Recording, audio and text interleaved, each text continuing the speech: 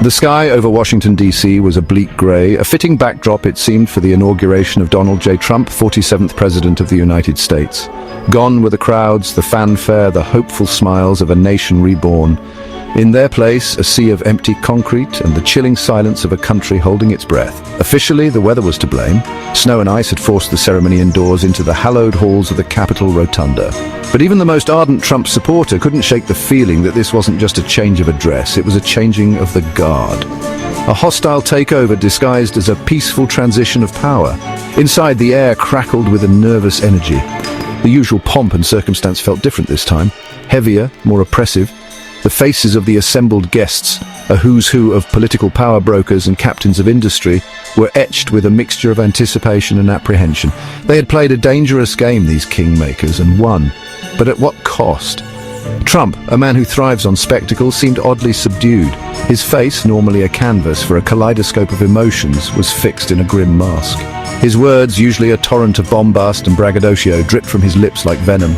"Today we make America great again," he declared, his voice echoing through the rotunda, each syllable heavy with the weight of unspoken promises and veiled threats. "Today we take back our country, but for whom and from whom?"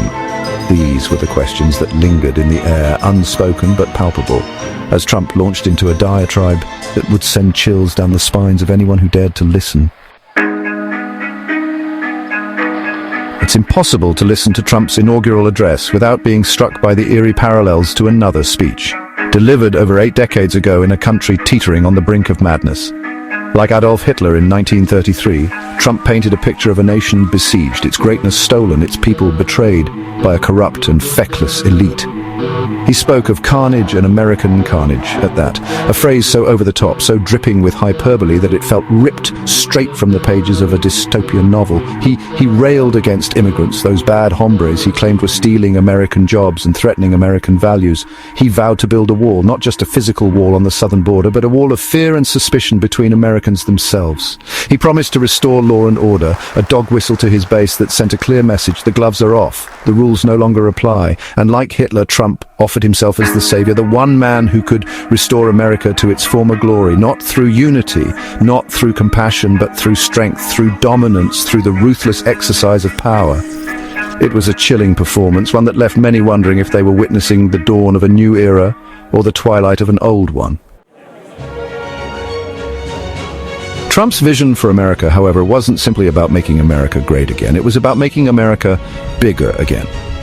Gone was the pretense of multilateralism, of working within the established world order. In its place, a nakedly aggressive expansionism, a rebranding of the kind of imperialist rhetoric that most had hoped was relegated to the dustbin of history. With a wave of his hand, Trump declared the Gulf of Mexico the Gulf of America. He announced plans to reclaim the Panama Canal, a not-so-subtle reminder of America's history of interventionism in Latin America.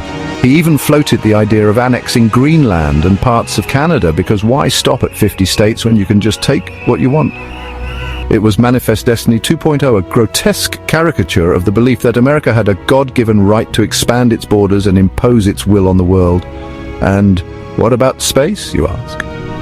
Well, Trump wasn't content with just dominating Earth. He proclaimed a manifest destiny to send astronauts to Mars, not for the sake of scientific exploration, but to plant the American flag on yet another celestial body. It was a vision of American exceptionalism so extreme, so divorced from reality, that it would have been laughable if it weren't so terrifying. Lost in the bluster about walls and space exploration, however, was a much more insidious aspect of Trump's agenda: the systematic dismantling of America's commitment to human rights and the rule of law. With a stroke of his pen, Trump reinstated the Remain in Mexico policy, trapping asylum seekers in dangerous and inhumane conditions. He declared a national emergency on the southern border, a move that would allow him to bypass Congress and divert billions of dollars towards his beloved wall. But that was just the beginning. In a chilling echo of the darkest chapters of American history, Trump announced his intention to utilize the Alien Enemies Act, a relic of World War II that allowed the government to detain and deport non-citizens deemed a threat to national security. The target this time? Immigrants, of course. Trump painted a picture of hordes of criminals and terrorists pouring across the border. A blatant lie designed to justify his xenophobic policies. It was a naked power grab, an attempt to create a climate of fear and suspicion that would allow him to consolidate his power and silence his critics. And the most terrifying part, it seemed to be working. Sir, no, sir! Section 5. The Imperial Presidency. One of the most alarming aspects of Trump's second term was his blatant disregard for the norms and conventions of American democracy. He spoke of Congress as an afterthought, a nuisance to be ignored or circumvented whenever possible. His cabinet, once a collection of experienced advisors, was now stacked with loyalists and sycophants. Trump had become the very thing he had once railed against, a swamp monster of epic proportions. His weapon of choice? The executive order. On his first day in office, Trump signed over 200 executive orders, a record number that dwarfed the actions of any of his predecessors. These orders, often drafted in secret and with little input from experts, touched on every aspect of American life, from environmental regulations to healthcare policy to immigration enforcement. It was a breathtaking display of executive overreach, a clear signal that Trump intended to rule by fiat, not by consensus. The system of checks and balances, so carefully crafted by the Founding Fathers, was being systematically dismantled. America, it seemed, was on the verge of becoming a one-man show. Section 6. Silence in the face of tyranny. Perhaps the most disheartening aspect of Trump's inauguration was not the man himself, but the reaction, or lack thereof, from those who should have been most alarmed by his ascent. Where was the outrage from the Democratic Party? Where were the mass protests, the calls for impeachment, the impassioned speeches about the need to defend American democracy? Sadly, they were nowhere to be found. The Democratic leadership, cowed by years of Trumpian bullying and eager to avoid any appearance of impropriety, chose to play it safe. They attended the inauguration, they shook hands, they smiled for the cameras. They spoke of a peaceful transfer of power, as if what was happening was just business as usual. It was a stunning display of cowardice and complicity. By refusing to call out Trump's fascism for what it was, by choosing to play by the rules of a game that was already rigged, the Democrats had ceded the moral high ground and given Trump carte blanche to reshape America in his own image. Sir, no, sir! Section 7. A gilded cage for the Republic. The setting for Trump's inauguration couldn't have been more appropriate. The Capitol Rotunda, a symbol of American democracy, had been transformed into a gilded cage, a playground for the wealthy and powerful. The crowd was a sea of designer suits and ball gowns, a who's who of billionaires and corporate titans who had flocked to Washington to celebrate their champion. There was Elon Musk, the tech mogul who had amassed a fortune by exploiting workers and dodging taxes, now rubbing shoulders with members of Congress. There was Jeff Bezos, the founder of Amazon, a company notorious for its ruthless labor practices and monopolistic tendencies, beaming as he watched Trump take the oath of office. And of course there was Mark Zuckerberg, the CEO of Facebook, the social media giant that had become a breeding ground for disinformation and hate speech, looking every bit the part of the awkward, out-of-touch billionaire. The message was clear. This was not an inauguration for the people. This was a coronation for the ruling class, a celebration of the consolidation of wealth and power in the hands of a select few. Sir, no,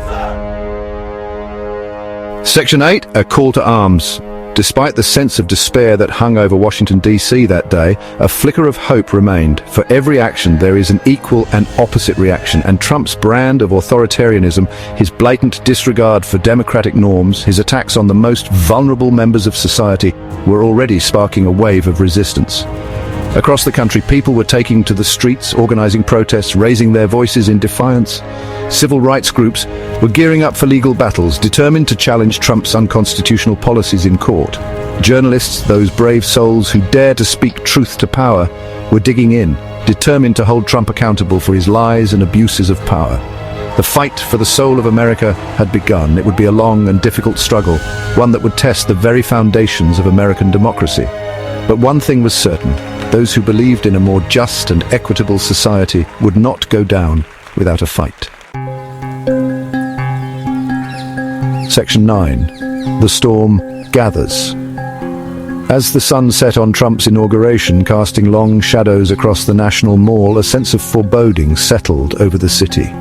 The storm clouds that had threatened to unleash their fury throughout the day had finally dissipated, leaving behind an eerie calm. But this was not the calm before the storm. This was the calm before the earthquake, before the tsunami, before the reckoning. Trump's presidency had unleashed forces that he could not control, forces that threatened to tear America apart at the seams. The divisions in American society, always present but simmering beneath the surface, had been inflamed by Trump's rhetoric, his policies, his very presence in the Oval Office. A new era had begun, an era of uncertainty, of instability, of intense class conflict. The battle lines had been drawn. The question was no longer whether America would survive Trump, but what would become of America in the aftermath.